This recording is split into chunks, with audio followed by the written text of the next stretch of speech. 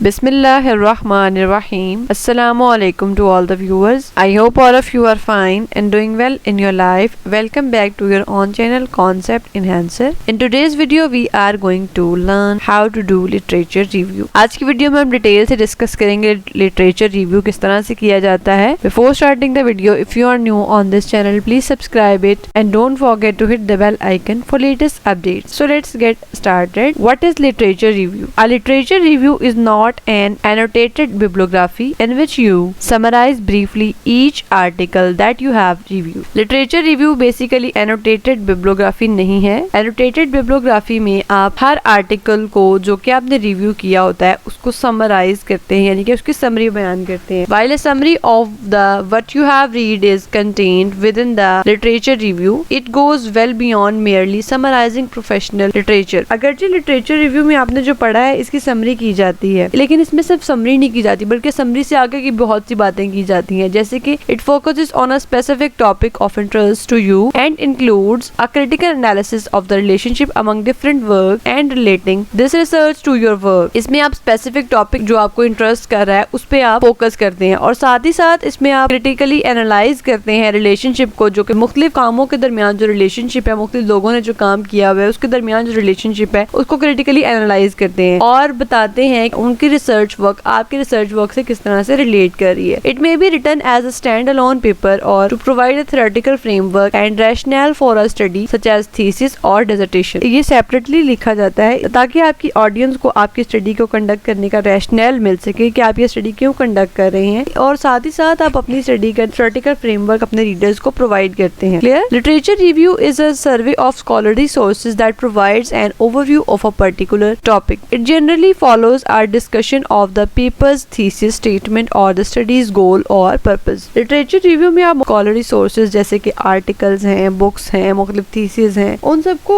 Coat करते हैं ताकि आप अपने टॉपिक का ओवरव्यू दे सकें और साथ ही साथ रीडर्स को ये पता चले कि आप ये स्टडी कर रहे हैं तो उसका क्या पर्पस है. Clear? Steps for writing literature review. अगली स्लाइड में मैं आपको बताऊंगी कि आपने लिटरेचर रिव्यू करने के लिए कौन से स्टेप्स को फॉलो करना है. इंशाल्लाह इन स्टेप्स को फॉलो करने के बाद आप एक अच्छा लिटरेचर रिव्यू कर सकते हैं. It is also recommended that you locate examples of literature reviews in your field of study and skim over these to get a feel for what a literature review is and how these are written. ये मैं आपको recommend करूंगी कि literature review करने से पहले आप जिस फील्ड में स्टडी कंडक्ट कर रहे हैं उस फील्ड में आर्टिकल्स, थीसिस लाजमी पढ़ें और इससे आपको आइडिया हो जाएगा कि आपकी फील्ड में किस तरह से दूसरे लोगों ने लिटरेचर रिव्यू किया हुआ है और फिर आपके लिए बहुत ज्यादा आसानी होगी. लिटरेचर रिव्यू किस तरह से उन्होंने किया और किस तरह से उन्होंने लिखा हुआ है. लिटरेचर रिव्यू को पढ़ने से आपको बहुत ज्यादा आइडिया हो जाएगा. तो अब मैं आपको स्टेप्स बताती हूँ लिटरेचर रिव्यू के करने के लिए. तो let's start. First step is review APA guidelines. Normally thesis आप एपीए स्टाइल के मुताबिक लिखते हैं, लेकिन इसके अलावा अगर आपको यूनिवर्सिटी वालों ने कोई और स्टाइल दिया हुआ तो आप उसको फॉलो करें. और इसके अलावा अगर आप आर्टिकल पब्लिश करवा रहे हैं हर जर्नल में पब्लिश करवाने के लिए और उनके अलग से फॉर्मेट और स्टाइल होता है तो आप उसको फॉलो करें. फॉर एग्जाम्पल अभी आप थीसिस लिख रहे हैं तो आपने सबसे पहले एपीए गाइडलाइन तेल से पढ़ना है. उसमें आपको पता चल जाएगा font, margin, spacing, title page, body, citation और कोटेशन वगैरह से आप किस तरह से करेंगे. Next step is narrow your topic. आपने स्पेसिफिक एरिया ऑफ स्टडी को कंसीडर करना है. सोचने की क्या चीज आपको और दूसरे रिसर्चर्स को इंटरेस्टेड लगेगी और अपने टॉपिक को नैरो करने के लिए हम पिछली वीडियो में डिस्कस कर चुके हैं जिसका लिंक डिस्क्रिप्शन में मौजूद है.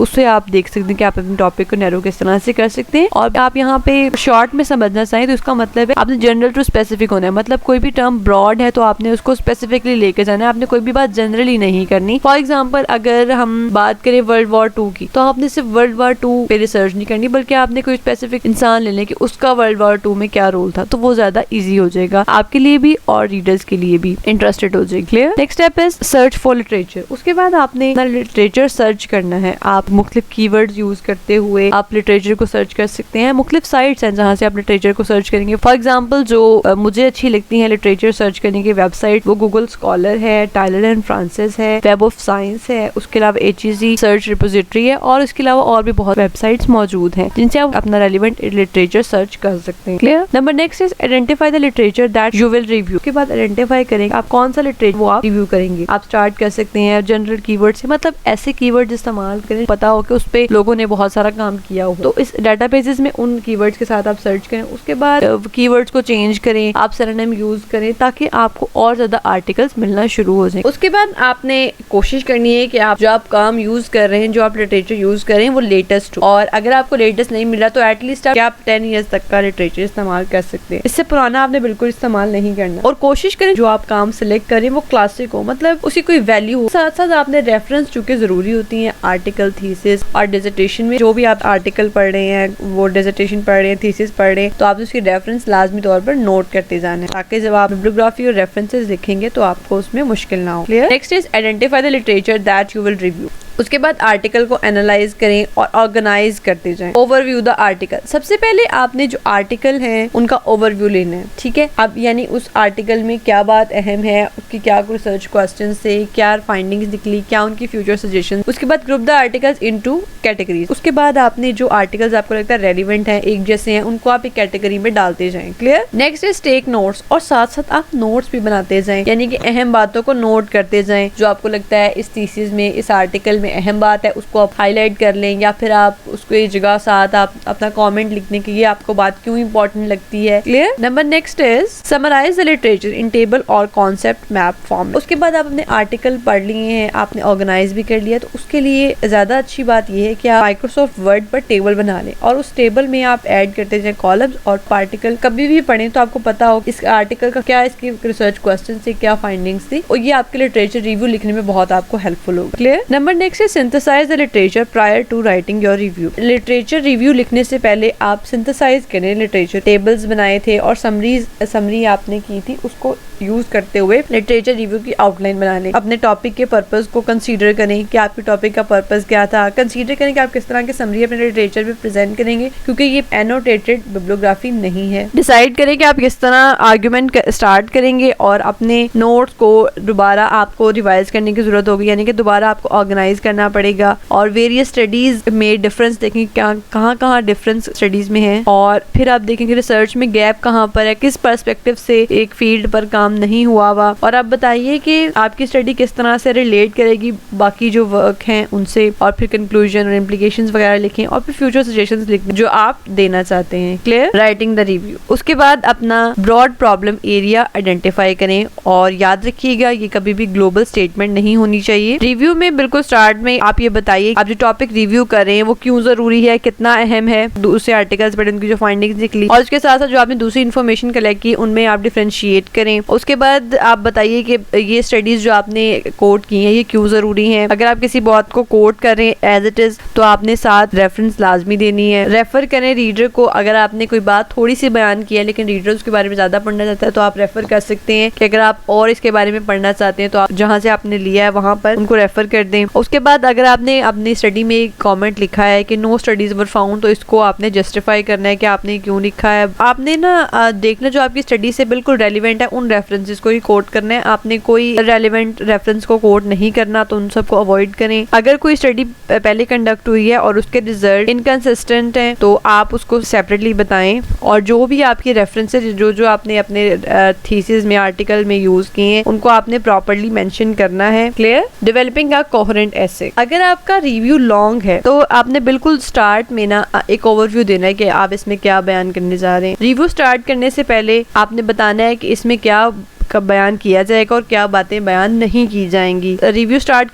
करने से पहले अपना पॉइंट ऑफ व्यू बयान कर दें कि आप किस तरह से बयान करेंगे। आपने जो भी बातें करनी है वो क्लियर होनी चाहिए, कोहेसिव होनी चाहिए, ताकि जो रीडर है वो आपका उकता ना जाए, बोर ना हो जाए कि आपने कभी कोई बात की हुई, कभी आपने कोई बात की हुई। सब बातें आपकी रेलिवेंट होनी चाहिए और एक दूसरे से रिलेट करनी चाहिए। आप सब हेडिंग इस्तेमाल कर सकते हैं जब आपने लॉन्ग रिव्यूज लिखने हैं। उसके बाद आपने लास्ट में एक पैराग्राफ लिखना है, कंक्लूडिंग पैराग्राफ जिसे कहेंगे, उसमें आपने लिखना है कि रिव्यू जो आपने आर्टिकल रिव्यूज किए उनमें क्या बातें ओवरऑल की गई हैं और आपकी स्टडी क्या करेगी। और उसके बाद आप लास्ट पे चेक करें कि आपने जो आर्गुमेंट की है उनमें कॉरेंस थी। एंड पे चेक करें कि जो आपने लिखा है वो रीडर्स के लिए इंटरेस्टिंग है पढ़ने में, या फिर वो बोर होके वो जंप कर जाएंगे नेक्स्ट चैप्टर पे। आपको इस तरह का लिटरेचर रिव्यू लिखना है कि रीडर आपके लिटरेचर रिव्यू को पढ़े बगैर रह ना सके। क्लियर? Review your work. आप ना हर पैराग्राफ को जो आपने टॉपिक दिया था उसको देखें और उसके बाद उसको एनालाइज करें कि जो आपने हेडिंग दी है वो जो आपका टॉपिक था उससे रिलेट कर रही है या फिर नहीं। आपने रिसर्च पेपर या रिसर्च आर्टिकल की हर सेक्शन की आउटलाइन बनानी है, ताकि जो आपको लगता है चीजें इररेलेवेंट है उनको आप निकाल दें, और जो आपको लगता है रेलिवेंट है लेकिन शामिल नहीं है वो आप ऐड कर लें। कोशिश करें जो आपका काम है उसको ऊंची आवाज में पढ़ें, ताकि इससे आपको पता चल जाएगा जहाँ पर आपने रुकना है, जहाँ पर आपने पंचुएशन दी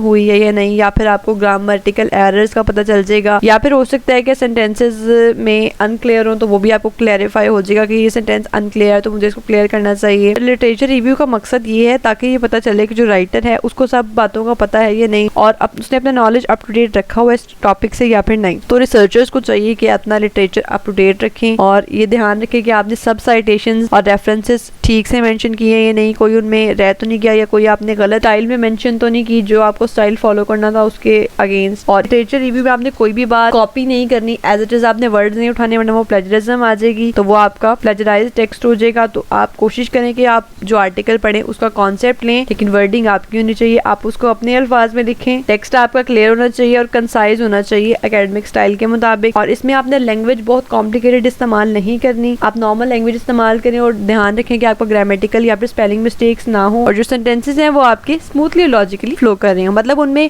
फ्लुएंसी हो। ये नहीं कभी कोई बात आ रही कभी कोई बात आ रही, रीडर के लिए बहुत ज्यादा ये उकता देने वाली बात हो जाती है। क्लियर? सैंपल देखिए, सैंपल है, इस तरह से आपने माइक्रोसॉफ्ट वर्ड में 1 2 3 4 5 6 कॉलम्स बना लेने हैं। और दूसरी बात ये नंबर्स आप देख सकते हैं, बाज़-औक़ात बहुत मुश्किल हो जाता है आपके लिए आर्टिकल्स को सर्च करना। फॉर एग्जांपल मैंने 30 आर्टिकल्स मेरे रिव्यू के लिए सोच लिए कि मैंने इनका रिव्यू करना है। अब 30 आर्टिकल्स में मुझे फर्ज करें एक आर्टिकल बहुत अच्छा लगा था, लेकिन अभी बहुत मुश्किल है कि मैं उनको सर्च करना शुरू करूं, तो इसके लिए आप नंबर्स दे सकते हैं। यहाँ पे आर्टिकल नेम मेंशन करते हैं और साथ साथ नंबर्स। और जब आपने सेव करना है आर्टिकल को तो आपने इसी नंबर के साथ सेव करना है। फिर जब आप ये फाइल खोलेंगे और आपको फॉर एग्जाम्पल ये वाला आर्टिकल चाहिए तो आप नंबर 4 को करेंगे तो डायरेक्टली ओपन हो जाएगा। और साथ आपने मेथड बताना है, इस आर्टिकल, ये आर्टिकल का नेम है, इसमें मेथड कौन कौन से इस्तेमाल हुए, उसके रिसर्च क्वेश्चंस क्या थे, फिर रिजल्ट्स क्या निकले, और फिर लिमिटेशंस क्या है। या फिर इसमें फ्यूचर सजेशन का भी आप साथ एक कॉलम बना सकते हैं जिसमें आप लिख सकते हैं फ्यूचर सजेशन है उस article. Clear? Thank you for watching, hopefully you liked and learned it. If you have any kind of question or any suggestion you want to give, you are more than welcome. You can give it to me in comment section. Keep watching, keep shining. See you in the next video with new content. Till then, take care of yourself. Allah Hafiz.